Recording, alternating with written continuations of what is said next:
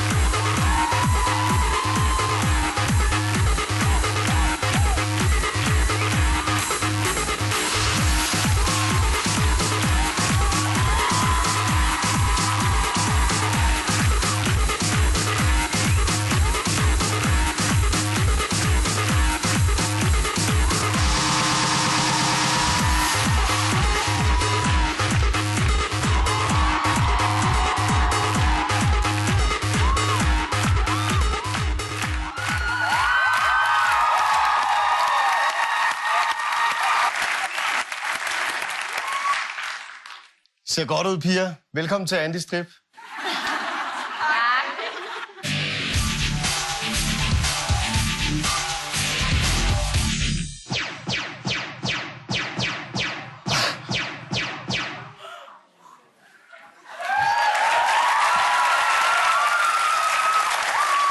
Velkommen til. Tak skal du have. Der er 11 piger, der slukker. Sådan er det jo. Det er en hård branche. Det er en hård branche. Ja, sådan er det.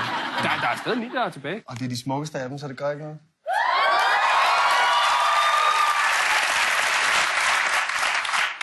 Astrid, du har slukket. Jeg har simpelthen aldrig set noget så utiltrækkende. Det er jeg altså virkelig ked af. Striptease og mænd, det hører bare ikke sammen. Hvad siger du? Hænger det ikke sammen, mænd og strip? Jo, det gør det. Når man ser mit show, så gør det. Så giver det mening alt sammen.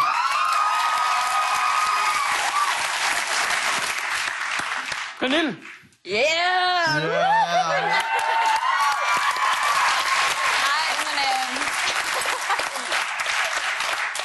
er det dit helt ægte job? Det er et bijob, kan man sige. Ikke? Jeg arbejder normalt i hverdagen som slagter også. Ja. Så der skal være lidt af det hele. Man må ikke blive for flimset, og så skal der være noget, hvor man kan tage fat i noget kød, hvis der ikke er, du ved.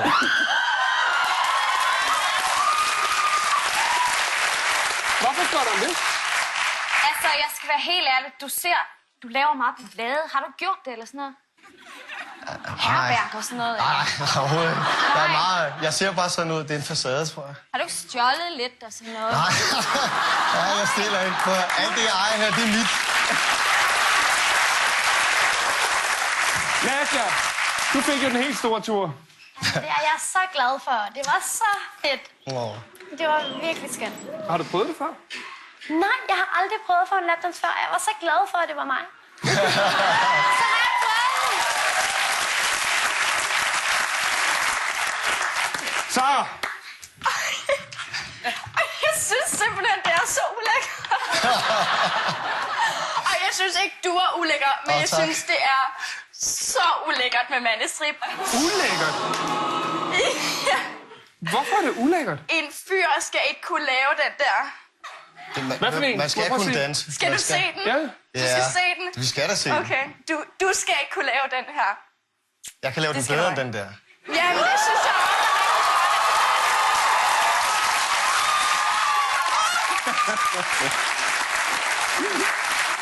Altså, man må give ham, at han har jo noget rytme i kroppen. Der er lidt sort mand over ham. Ja. Andy, Ja. du hedder jo også Anders. Det gør jeg. Og du laver faktisk ikke strip nødvendigvis for penges skyld. Nej, Du lever af nogle helt andre ting. det gør jeg med. Hvor så med? Jeg er 36, og i virkeligheden hedder jeg Anders. Jeg har strippet i cirka 1,5 år nu her, og det er jeg sgu glad for. Den stil, Andy har, når han tager ud og stripper, det er den frække stil. Hvis jeg bygger showen op på den måde, at mine bevægelser er meget bombastiske i starten, så bliver det mere og mere sensuelt, og til sidst meget seksuelt. Folks fordom normalt er, at en stripper er sammen med Gud og hver mand. Men i virkeligheden er det sådan, at hvis jeg først bliver forelsket, så gør jeg alt for hende. Velkommen til Farshytte. Hvorfor sagde jeg altid, at man skulle sætte penge i mursten? Så det har jeg gjort. Der var 28, ville jeg have fast ejendom, og der var 30, havde jeg 3 huse. 3 huse er mere end rigeligt, og på et tidspunkt skal jeg skille mig af med 2 af dem, men først når markedet er godt. Et rum, jeg er specielt glad for i mit hus, det er køkkenet, for jeg elsker at lave god mad. Jeg kan godt lide at lave dessert, så har jeg vist ikke sagt for meget. En god date for mig, det kunne være lidt god madlavning med et godt glas vin og lidt hygge her i køkkenet. Og så få serveret på bordet og sidde nede imellem stille og roligt. Det kunne være en god date. Piger, hvis I er til fræk dans og lidt til den søde tand, så gør mig til jeres dansmand. Alle sammen. Sådan der. Nu må jeg gerne kalde dig Anders, ikke? Jo, ja tak. Ja, tak. Og nu Meget får gerne. det tøj på. Det er sgu egentlig meget rart. Så kan man også se ud. Nadja. Jeg var så glad, da jeg så, at du lavede mad. Jeg elsker alt mad, og jeg ville så gerne have, at du lavede mad til mig en dag. Jeg laver bare mad, det er helt sikkert. Det, Ej, hvor godt. det skal det være. Og så kunne jeg måske give dig noget dessert bagefter.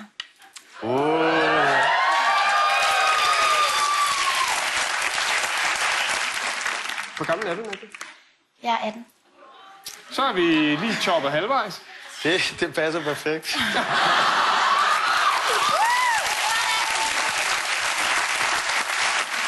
Lisa. Jeg synes også, at du gav os et rigtig godt show. Slet ikke nogen tvivl om det. Men du er 16 år ældre end mig, og hvis jeg endelig skal gå på date med en, der er 16 år ældre end mig, så vil jeg gerne se ham lave noget andet end stadig at smide tøjet for andre piger. Ja. Hvordan har piger det med, at du stripper? Det er helt sikkert et problem, 100%, men det giver sig selv. Altså, når man står i G-strand foran 20 piger et eller andet sted, så skal der noget tillid til. Men det gælder i alle livets perspektiver, så sådan er det bare. Så det er kun et spørgsmål om tillid. Det får man, hvis man får den rigtige opmærksomhed. Signe Marie. Ja. Jamen, jeg synes, det er super cool, og jeg tager så meget hatten af for det der. Det er helt vildt. Og det virker noget på jorden, og det virker til at have et godt hjerte. Altså, så smider tøjet, ja, bare så længe du også gør det foran mig, så er det fint. Hvor gammel er du, Signe Marie? Jeg er 19. 19? Hvorfor siger du sådan? Ej, jeg fylder 20 lige om lidt. Sådan. For bare Okay. for at retfærdiggøre det. Jamen, det er da bedre end 18, er det ikke? Det ved jeg ikke. De er allerede ved at kæmpe lidt om dig, kan du Ja, høre? det er lækkert. Det er også fedt. Der er i hvert fald 2. Det er lækkert. Ja. Det er unge piger jo. Jamen, det er skide lækkert. Det giver også lidt selvtillid. Det er helt sikkert. Så må det være de gamle, der er hoppet fra, eller? Nej, sorry. Det var... Ja. Andy, Anders. Ja. Der er 2 tilbage. Ja. Kunne du tænke dig at høre lidt mere om?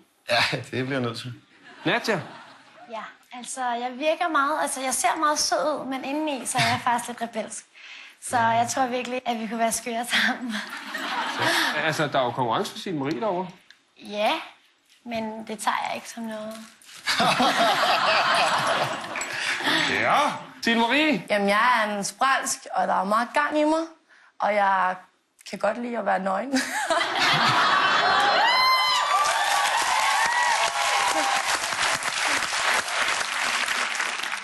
Er du klar? Det er helt... Det bliver en lang udsendelse. Ja, men okay, så lad os køre. Godt, vi gør det. Ja.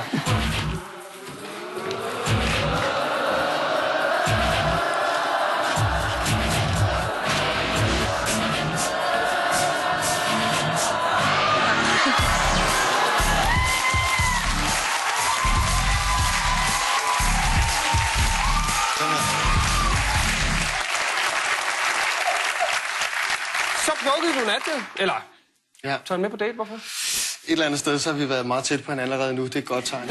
Ja. Kan man lave lapdance på en restaurant? Selvfølgelig. Jeg vil lave det alle steder. Hold da kæft, det bliver så underholdende i aften. Så. Ja, men... I skal også ud og spise. Er I sultne? Ja. Jamen, se at komme afsted. Tak for showet!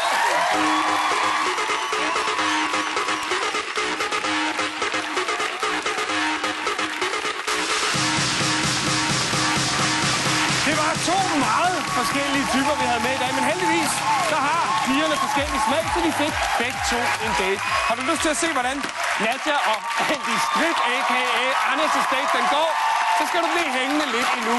Ellers kan du altid gå ind på dagens mand, så vi 2 et på. Vi ses!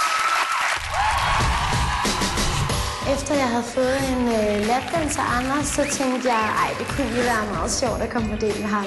Jeg valgte Nadja, fordi at vi virkede imødekommende, og så lidt, der er lidt gang i og sådan noget. Hvis jeg får rigeligt med rødvin, så er det frisk på at få en lapdance mere. Det er helt sikkert. Det bliver mig, der får en næste lapdance. Jeg er færdig med at danse for i aften, det er helt sikkert. Min date med Andy Strip går super fint. Han er så sjov. Jeg kender jo ikke pigen rigtig godt, men umiddelbart virker som om, at det der vin, det virker fint. Altså, jeg synes, vinen har hjulpet på det. Ja, det er kampstykke, tror jeg. Vi klikker faktisk rigtig godt sammen. Ja, umiddelbart, så bliver det til nummerudveksling her. Så har jeg ikke sagt for meget. Andy Strip, han er meget lidt yngre end min far.